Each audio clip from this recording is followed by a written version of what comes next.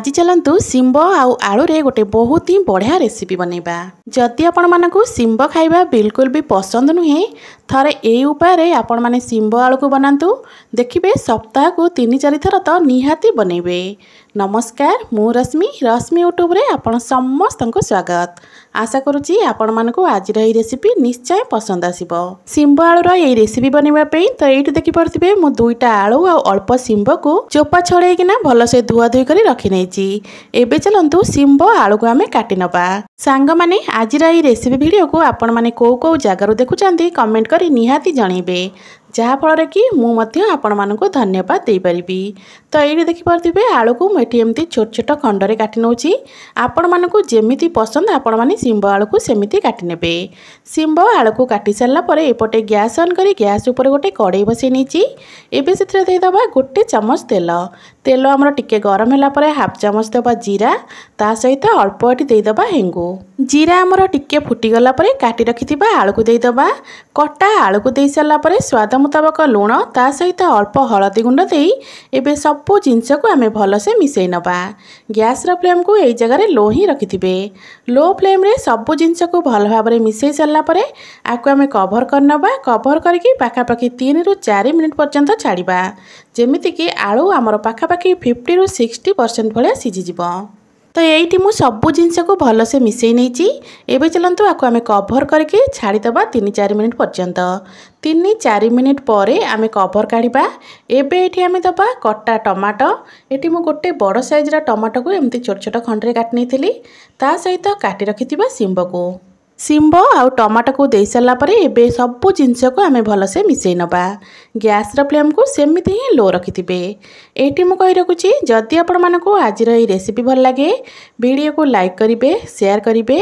जदि आपण माने मो चैनल रे नुआ अछंती ताले प्लीज चैनल को सब्सक्राइब निश्चय करनेबे। तो ये देखिपे सबू जिनस को मु भल से मिसई नहीं। सबू जिनस को एमती भल से मिसई सारा पर एबे आमे पुणी थरे कवर करनबा आउ 2 ରୁ 3 मिनिट पर्यंत। जे पर्यंत आमर शिंब आलू भल भाव में सिझुथिबो एबे चलंतु आमे गोटे स्पेशल मसला बनेनबा। मसला बनेबा पई एठी मु ग्राइंडर जार दे देची। गोटे चमच पान मधुरी ता सहित खंडे दालचीनी एठी अल्प नड़िया को एमती काटिकिना नहीं जाइथिली ता सहित आपण माने जेतिकी राग खाइबे से हिसाब रे लंका देबे। तो ये मु 3टा सुखला लंका नहीं। एबे मसला रे बिना पानी देकी आकु पूरा चिकन करी बाटी नबा।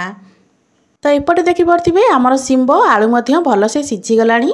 शिंब आलू एमती सिझीगला पर एबे बटा मसला को एठी आमे देदबा। शिंब आलू रे तो आपण माने विभिन्न प्रकार रेसिपी बनैथिबे। थरे शिंब आलू रो एई रेसिपी को निहाती ट्राई करंतु। देखिबे शिंब आलू रो एई रेसिपी आपण मानकु एत्ते पसंद आसीबो जे सप्ताह को 3-4 थर तो निहाती बनैबे। तो एठी मु एई मसला को दे सारा पर सबू जिनस को आउ थरे पुणी भल से मिसई नउची। सबू जिनस को भल से आमे मिसई नबा। गैस रो फ्लेम को सेमिति ही लो रखिथिबा। सबू जिनस को भल से मिसई सारा पर आउ 1 ରୁ 2 मिनिट पर्यंत आकु आमे कवर करी छाड़िबा। आज ये रेसिपी भात अपेक्षा रुटी परोटा खाइबा पई बेसी भल लगी थाए। तो ये मु सबू जिनस को भल से मिसई नहीं। सबू जिनस को एमती भल से मिसई सारा पर एबे चलंतु आकु आमे कवर करनबा 1 ରୁ 2 मिनिट पर्यंत। बेसी समय बिल्कुल भी रखिबेनी। 1-2 मिनिट पर एबे चलंतु कवर काढ़िबा। तो ये देखिपे शिंब आलू रे हमर मसला सब भल भाव में कोट हो जाइए।